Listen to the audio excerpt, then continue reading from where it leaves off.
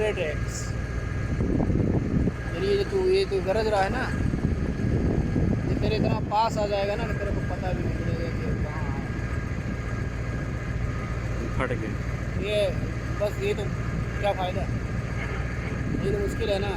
इसको ज़्यादा से ज़्यादा तुम 2x 3x के पास जाओ तो फ़ौरन फटने लगेगा, और उसका 50x तक है कि फटेगा नहीं जितना मर्जी खींच लो।